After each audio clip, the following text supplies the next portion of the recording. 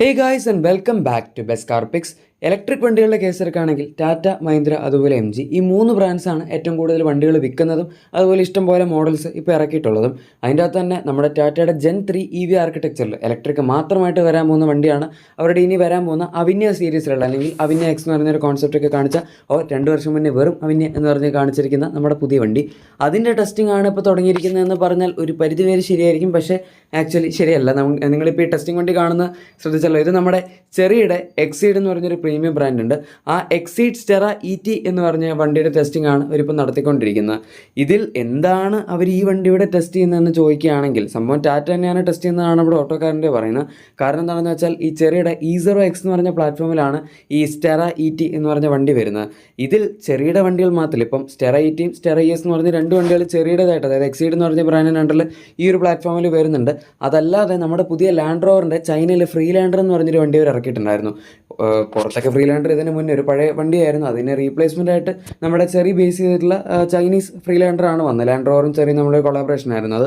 അതിൻ്റെ അകത്ത് ഒരു ഉപയോഗിച്ചിരിക്കുന്ന സെയിം E0X എന്ന് പറയുന്ന പ്ലാറ്റ്ഫോം തന്നെയാണ് നമ്മുടെ ഇനി അപ്കമിങ് ടാറ്റയുടെ അവിന്യ സീരീസിലുള്ള വണ്ടികളും അതുപോലെ ചെറിയുടെ വണ്ടികളിലൊക്കെ ഇവരിനി ഉപയോഗിക്കാൻ പോകുന്നതും ഇപ്പോൾ ചെറി ഇൻട്രൊഡ്യൂസ് ചെയ്തിരിക്കുന്ന. സോ അതിൻ്റെ ഭാഗമായിട്ട് തന്നെയാണ് ഈ ടെസ്റ്റിംഗ് വണ്ടി വന്നിരിക്കുന്നത്. അതിൻ്റെ ഇത് മൊത്തം ക്യാമോഫ്ലേജ് ചെയ്താണ് ടെസ്റ്റ് ചെയ്യുന്നത്.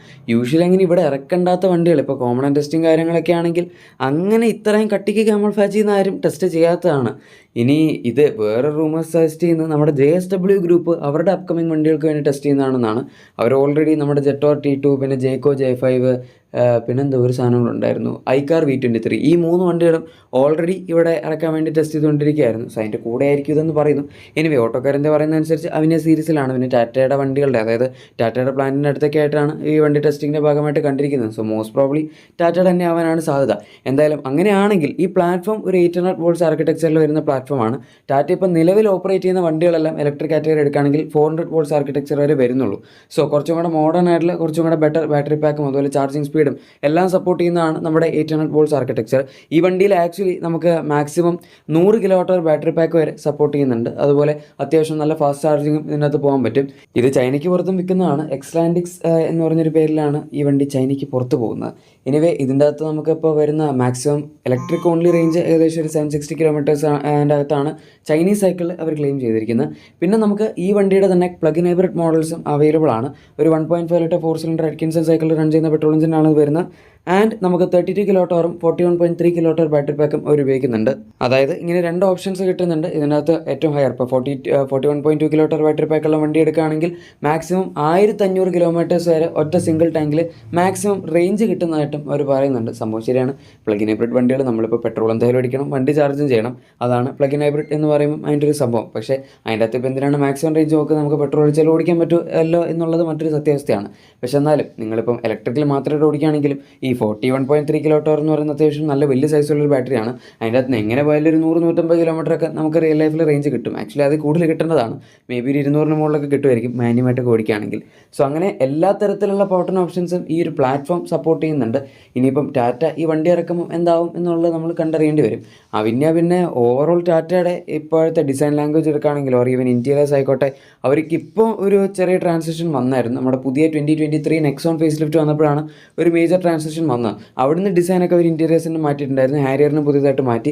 അത് കഴിഞ്ഞ് പിന്നെ ഈ അടുത്ത സിയറ വന്നപ്പം അതിൻ്റെ അകത്ത് അത്യാവശ്യം നല്ല ചേഞ്ചസ് ആണ് അവർ ഇൻറ്റീരിയേഴ്സിൽ വരുത്തിയത്.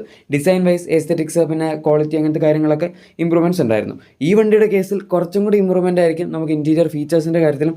ഓവറോൾ ഡാഷ്ബോർഡിൻ്റെ ലേഔട്ടൊക്കെ ആണെങ്കിൽ പോലും വേറെ ടാറ്റ വണ്ടികളൊന്നും കാണാത്ത തരത്തിലുള്ള ഒരു ലേഔട്ടായിരിക്കും നമുക്ക് കിട്ടാൻ പോകുന്നത്. പിന്നെ ബാക്ക് സീറ്റ് കംഫർട്ട്, റിയർ സീറ്റ്സും അവർ ഇലക്ട്രിക് വാഹനങ്ങളുടെ സെഗ്മെൻറ്റിൽ അത്യാവശ്യം നന്നായിട്ട് ഈ വണ്ടിയിൽ ഫോക്കസ് ചെയ്യും എന്നാണ് പറഞ്ഞിരുന്നത്. ഇപ്പോൾ സ്പേസ് ആയിക്കോട്ടെ, മൊത്തത്തിലുള്ള ഒരു ഓവറോൾ കംഫർട്ട് ആയിക്കോട്ടെ, അങ്ങനത്തെ കാര്യങ്ങളല്ല. ടാറ്റ ഇതുവരെ ഇവിടെ ഹൈബ്രിഡ് വണ്ടികളൊന്നും ഇറക്കിയിട്ടില്ല. അവർക്ക് ഹൈബ്രിഡ് വണ്ടികൾ ഇറക്കാൻ ഇപ്പോൾ ഒട്ടുമിക്ക എല്ലാ കമ്പനികൾക്കും EV അല്ലാതെ ഹൈബ്രിഡിലേക്കും കുറച്ച് താല്പര്യം ഉണ്ടായിരുന്നു. ടാറ്റ ഇതുവരെ താല്പര്യം കാണിച്ചിരുന്നില്ലേ. പ്ലാറ്റ്ഫോം സപ്പോർട്ട് ചെയ്യുന്ന സ്ഥിതിക്ക് ഇനിയിപ്പം അവർ ഇറക്കോ ഇല്ലയോ എന്നുള്ളത് നമുക്കറിയില്ല. നമുക്ക് നോക്കാം. ഇതിൻ്റെ ലോഞ്ച് എസ്റ്റിമേറ്റ് ചെയ്തിരിക്കുന്നത് 2027 ആൻഡ് അവിന്യ എന്ന് പറയുന്ന ജസ്റ്റ് ടാറ്റയുടെ ഒരു പ്രീമിയം ബ്രാൻഡ് പോലെ മാത്രമാണ്. അതിൻ്റെ അകത്ത് മൾട്ടിപ്പിൾ വണ്ടികൾ ഇറങ്ങുന്നതായിരിക്കും. അതായത് അവിന്യ എന്ന് പറഞ്ഞ ഒറ്റ വണ്ടിയല്ല, അതിൻ്റെ അകത്താണ് പിന്നെ വേറെ വണ്ടികൾ വരാൻ പോകുന്നത്. സോ 2027 തൊട്ടായിരിക്കും ഈ വണ്ടികളുടെ ലൈനപ്പ് സ്റ്റാർട്ട് ചെയ്യുന്നത്. പ്രീമിയം എന്ന് പറയുമ്പോൾ ഏകദേശം ഇതിൻ്റെ എസ്റ്റിമേറ്റഡ് പ്രൈസ്, അതായത് റൂമേഴ്സ് വന്നിരുന്ന ഏകദേശം ഒരു 40 lakhsനടുത്തൊക്കെ ആയിട്ട് ഈ വണ്ടികൾ വരുമെന്നായിരുന്നു. പക്ഷേ ഡെഫിനറ്റ്ലി 40 lakhsനടുത്തൊക്കെ ടാറ്റയുടെ വണ്ടികൾ എന്ന് പറഞ്ഞു കഴിഞ്ഞാൽ അധികം ആൾക്കാർ എടുക്കാൻ ചാൻസ് ഇല്ല. സോ കുറച്ചും കൂടെ അഫോർഡബിൾ ആക്കുമായിരിക്കും. എനിവേ അതാണ് നമുക്ക് പുതിയ അവിന്യ ആ സീരീസിനെ പറ്റി പറയാനുള്ളത്.